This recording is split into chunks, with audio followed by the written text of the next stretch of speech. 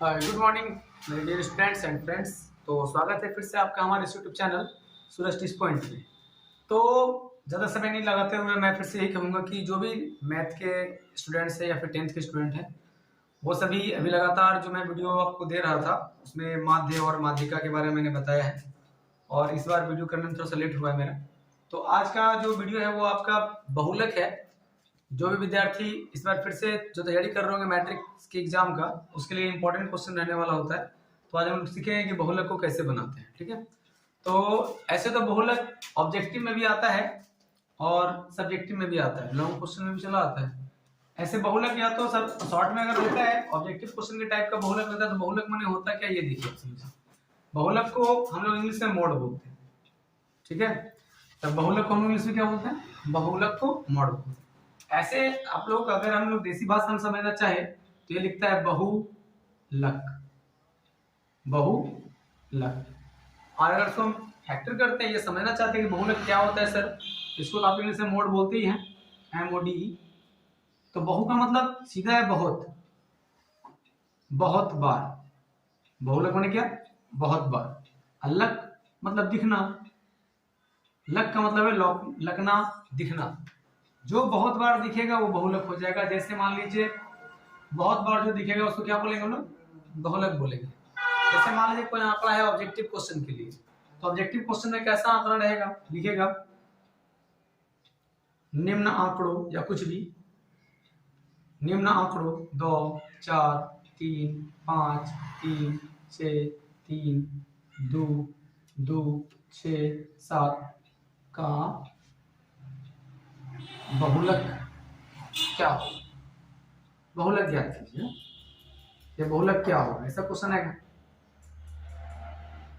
क्या होगा बहुलक?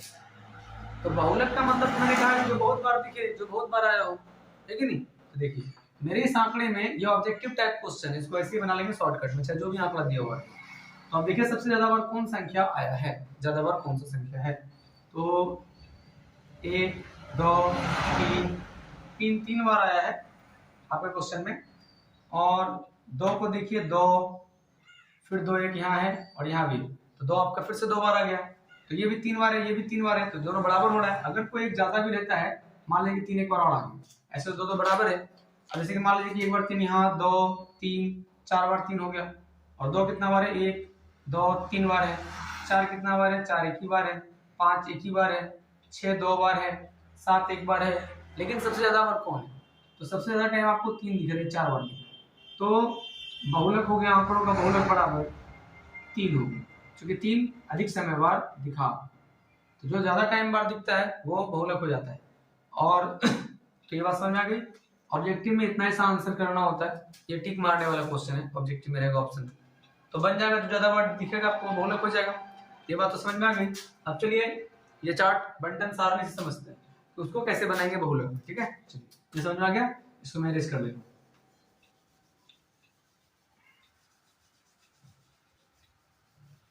अब आगे देखिए कि हो सकता है कि बहुलक ऐसा वाला चार्ट पे आ जाए बनाने के लिए, है ना? तो जब ऐसा चार्ट पे बहुलक दिया हुआ रहेगा तो आपके पास क्या क्या दिया हुआ ये देख लीजिए। चाहे कोई भी मैथ्स रहे, बहुलक में कोई भी ऐसा चार्ट रहे बनाने के लिए, आप एक को अच्छे से समझिए, उसको अच्छे से सीखिए, और फिर इस तरह का जितना भी मैथ्स होता है बहुलक के, उसको आप बनाने का प्रयास कीजिए, और एग्जाम में आए तो उसको ही बनाइए। ठीक है, तो पहले हम इसको बहुलक बनाने के लिए क्या करते हैं, मैंने यहाँ पे कुछ लिखे हैं, इसके बारे में आपको समझाऊंगा मैथ्स के साथ साथ। तो आइए, तो सबसे पहले जीवन काल है, तो जीवन काल लिख सकते हैं आप यहाँ पे, या वर्ग अंतराल भी लिख सकते हैं। तो हम लिख देते हैं वर्ग अंतराल। जीवन काल में वर्ग अंतराल क्या है? तो जीवन काल में वर्ग अंतराल जो है वो मेरा है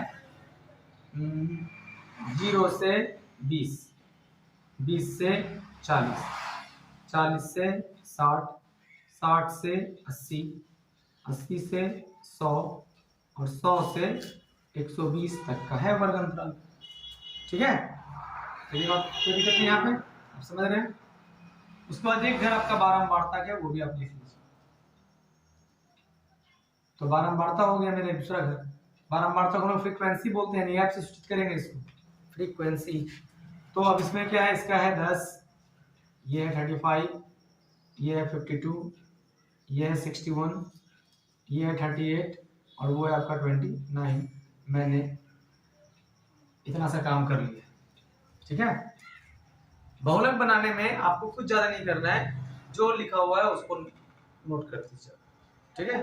तो इसमें क्या हो गया, वर्ग अंतराल हो गया, चुप करो, ये वर्ग अंतराल हो गया और ये आपका बारंबारता हो गया, ठीक है।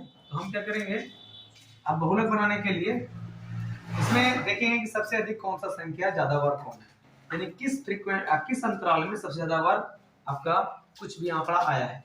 तो हम ये देख रहे हैं कि सबसे अधिक सर 61 है, यानी ये वाला 61 सबसे ज्यादा है, ये मेरा बहुलक है। तो अब क्या करना है कि जो बहुलक है, बारंबारता का जो ये बहुलक वर्ग है, तो ये बहुलक वर्ग हो गया, ये बहुलक वर्ग का बारंबारता हो गया, ठीक है। जिसमें ज्यादा आपको दिखेगा 61, इसमें ज्यादा बार है ना, तो अधिक हो गया, यही मेरा बहुलक हो, इसको हम लोग कहेंगे एफ। जो बहुलक होता है उसको हम एफ से सूचित करते हैं, ये देखिए। और इसके पीछे वाले को f-1 से, और इसके नीचे वाले को f1 से सूचित करते हैं, ठीक है। तो ये फॉर्मूला पे ही लिखा रहता है, देख लीजिए। जो बहुलक निकालने का फॉर्मूला है उसमें भी ये लिखा हुआ है। यहाँ देखते हैं कि l plus FO minus f-1 into 2f minus f-1 और f1 लिखा हुआ है इंटू i, ठीक है। तो हम समझते हैं कि फॉर्मूला में जो लिखा हुआ है इसका हमको क्या करना है, कैसे समझना है। तो ये आपका हो गया बहुलक, ये बहुलक वर्ग है, और L का मतलब होता है बहुलक वर्ग का निम्न सीमा। L का मतलब क्या होता है, बहुलक वर्ग का निम्न सीमा। आप चाहेंगे तो इसको समझिए कि L का मतलब क्या है, L मतलब है बहुलक वर्ग की निम्न सीमा, ठीक है। L उसी को कहते हैं। FO क्या है, FO है बहुलक वर्ग की बारंबारता, बहुलक वर्ग की बारंबारता। और f माइनस में 1 रहेगा, इसका मतलब है बहुलक वर्ग के ठीक पहले वाले वर्ग की बारंबारता, ठीक है ना। और f1 क्या हो जाता है, बहुलक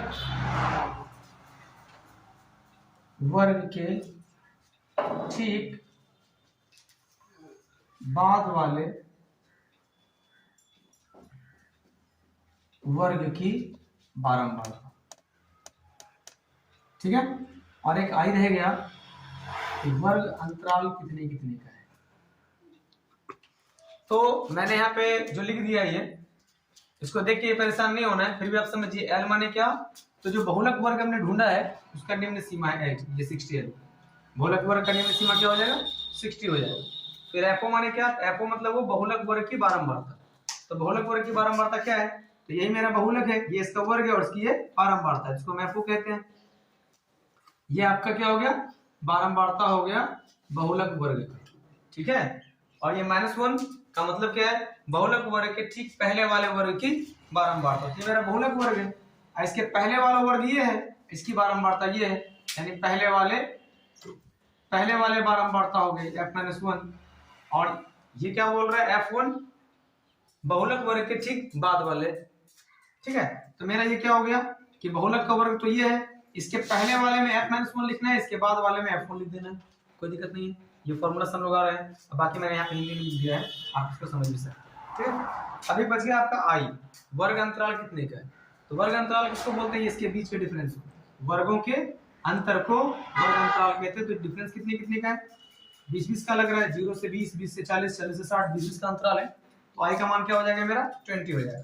तो ये बात समझ में आ रहा है। अब हमको इसको क्या करना है, अब इसको फॉर्मूले से बना लेंगे, ठीक है। तो फॉर्मूला लेते हैं, आपका फॉर्मूला क्या है, मॉड बराबर फॉर्मूला मैंने फिर से लिख दे रहा हूं कि L plus FO minus f-1 बटा 2 into FO minus f-1 minus f1 into I. ये आपका फॉर्मूला है बहुलक निकालने का। ऐसे चार्ट का बहुलक हम इसके फॉर्मूले से निकालते हैं, ठीक है। तो अभी मैंने एक लाइन में जो आंकड़े दिए हुए थे उसके बारे में बताया कि किस तरह से हम बहुलक ढूंढेंगे, और इस प्रकार का जो प्रश्न है आपका उसमें कैसे हम बनाएंगे वो ये देख लीजिए। इसमें ज्यादा कुछ नहीं करना होता है आपको, जो वर्ग अंतराल दिया रहता है उसको लिखना होता है, जो बारंबारता दिया रहता है उसको लिखना होता है, ठीक है। अब इसमें मेरे को ये 1 2 3 चीज ढूंढना होता है। आई तो पहले से हम जानते हैं, माध्य बनाए हैं आप, माध्य भी बना रखे हैं आप। चलिए तो देखते हैं फॉर्मूला को कैसे करना है।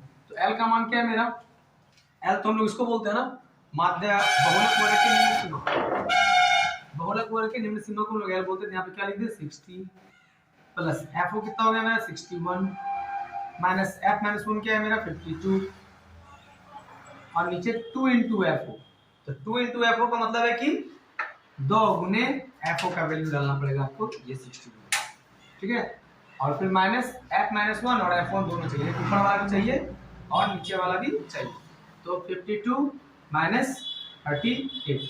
अब गुना में क्या है फॉर्मूला में, आई। आई कितने कितने का डिफरेंस में है, अंतराल कितने का है, 10 या 20, 20 का अंतराल, ठीक है ना। तो मैंने क्या किए, फॉर्मूले के अकॉर्डिंग जो अंक था वो मैंने उसको डाल दिया। अब यहाँ से बच गया आपको सॉल्व करने, तो आप आइए सॉल्व करते हैं इसको। तो 60 प्लस 61 और 52 को माइनस कर दें, कितना रह जाएगा आपका।